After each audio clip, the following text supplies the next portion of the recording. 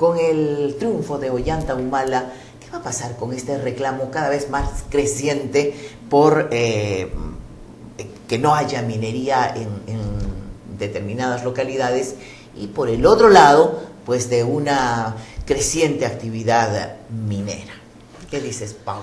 Bueno, yo creo que efectivamente puede haber una mayor demanda, un embalsamiento de demandas, inclusive de exigencia al gobierno que va a liderar Ollanta Humala para que adopte ciertas medidas, ciertas políticas que pueden ser calificadas efectivamente de acabemos con la minería, ya no queremos petróleo, etcétera. O sea, tú no creo que eso va a haber. Vas a hacer inclusión, ahora entiéndenos, escúchanos. Así es, ¿no? Sin embargo, creo que ahí hay varias cosas que tienen que hacer una serie de actores que están involucrados con este tema. Por un lado, el gobierno. Yo creo que sí es importante que se establezcan una serie de medidas que garanticen que algunas de las preocupaciones de la población que está en el ámbito, ¿no?, de las empresas mineras, sienta que sus derechos van a ser protegidos. Por ejemplo, creo que es fundamental que se apruebe la ley de consulta previa, ¿no? O sea, este derecho que reconoce el convenio 169 de la OIT a los pueblos indígenas es urgente que tenga que ser implementado y efectivamente establezca un proceso de diálogo entre el Estado y la población para llegar a una decisión con relación a la presencia o no de una empresa minera. Por otro lado, creo que es importante que se fortalezca aún más la institucionalidad ambiental. ¿Qué quiero decir? Actualmente hay una serie de observaciones a la forma en que se vienen calificando los estudios de impacto ambiental porque la población entiende que el Ministerio de Energía y Minas, que es la entidad encargada, no es parcial y favorece a las empresas y aprueba todos los estudios de impacto ambiental. Entonces yo creo que hay que ver la manera de que esta calificación se haga por un ente que sea respetado por la población, por el Estado y por las empresas, por supuesto. ¿Por terceros? Porque, pues, ¿qué ha estado pasando? Estos estudios los ha estado pagando el interesado y entonces pierden credibilidad. Así es. Bueno, yo creo que los puede seguir pagando la empresa porque finalmente es una inversión que tienen que hacer, pero, por ejemplo, una opción que se plantea es de que sea realizado por el Ministerio del Ambiente, ¿no? Otra opción podría ser entidades autónomas, ¿no es cierto? Por ejemplo, en el caso de Tía María, se encargó a UNOPS, a Naciones Unidas, la evaluación de los estudios de impacto ambiental.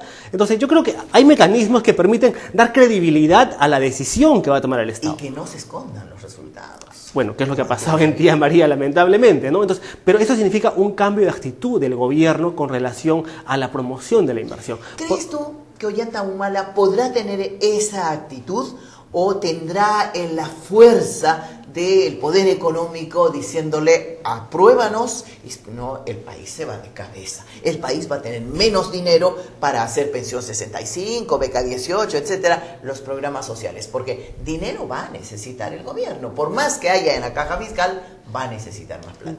Sí, yo quisiera empezar diciendo que a mí yo creo que es razonable que haya industria minera, que haya industria petrolera y que haya actividad económica en el país. O sea, creo que tenemos que empezar desde ese lado. Ahora, ¿qué ha pasado en Bolivia, ¿no? Se habla mucho, digamos, de la radicalización de Evo Morales y efectivamente yo creo que, como señala Alberto Vergara, analista político, no solo fue responsabilidad de Evo Morales convertirse en un radical, ¿no?, sino que eso obedeció a la presencia de un sector empresarial y poderes económicos que estaban en Santa Cruz que le hicieron una oposición frontal y sin cuartel al gobierno. O sea, tan responsable del modelo boliviano fue el gobierno como las élites económicas, los poderes empresariales en Bolivia. Entonces yo creo que lo peor que pueden hacer los empresarios de nuestro país, quienes tienen las inversiones aquí en el Perú, es tener una actitud de esa naturaleza. ¿Y crees que podrían tenerla?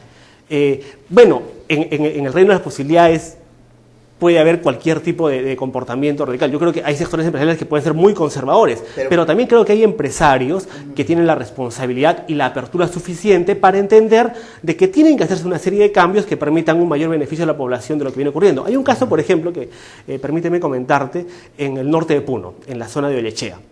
Hay una empresa minera que ha llegado a un acuerdo con la comunidad y ha convertido a la comunidad en accionista de la empresa, ¿no? Entonces, ciertamente hay un acuerdo conjunto donde ambas partes convienen que van a tener beneficios mutuos y por tanto la inversión continúa. ¿Por qué no se puede pensar en este momento en mecanismos como ese u otros que seguramente pueden haber? Es decir, ¿tú estás seguro de que la gente no se opone a la minería por oponerse? No son enemigos per se con la agricultura, sino que la gente ha estado viendo que no le llega nada de una gran explotación que se lleva parte de su riqueza, porque es una riqueza que se pierde, ¿no? Es un producto que sale y ya no está más, y lo que queda para el pueblo, según nuestra historia lamentable de explotación minera, es que los pueblos se quedan pobres, pues, ¿no? Cerro de Pasco es un lugar que tendría que ser maravilloso, con 500 años de explotación minera, y no lo es. O Huancavelica, por ejemplo, ¿no es cierto? Que son además departamentos con una tradición de pobreza inmensa en el país. Yo creo que, por un lado, es posible que las empresas puedan incorporar en mayor beneficio a la población. Pero eso significa que tengan que compartir su rentabilidad, renunciar a una mayor ganancia. Por un lado, pero también significa conversar con la población y llegar a acuerdos. Y tener porque paz social. Lo que ocurre actualmente, por ejemplo, es que hay la percepción de la población de que el Estado solamente favorece a las empresas. Yo no creo que sea así en todos los casos. Probablemente pueda ser una percepción errónea, equivocada, o puede ser que en otros casos ocurra efectivamente. Creo que hay una serie de denuncias sobre funcionarios que pasan entre las empresas y el Ministerio de Energía y Minas, saliendo de una puerta y entrando por otra, ¿no es cierto? O sea, también hay esa problemática y creo que eso hay que enfrentarlo.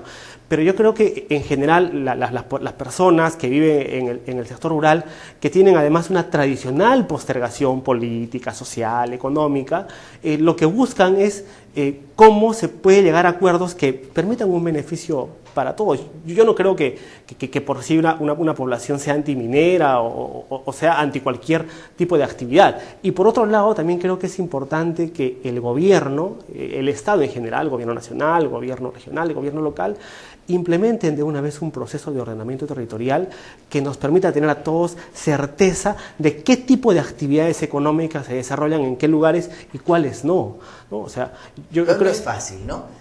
Pero hay que hacerlo, porque no vamos a seguir con este embalsamiento de conflictos, de protestas, etc. O sea, tomará algunos años, ciertamente, pero puede abrirnos un espacio para tener un país mucho más ordenado, donde además los empresarios tengan la certeza y la seguridad jurídica de que el lugar donde están haciendo una exploración o van a hacer una explotación ha sido previamente acordado por consenso que va a estar destinado a tal finalidad. Debo hacer una pausa. Al retornar hablaremos sobre este famoso impuesto de las sobreganancias mineras.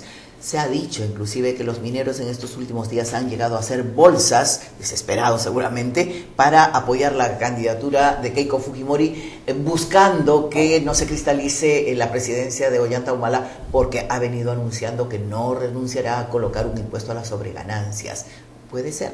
Volvemos.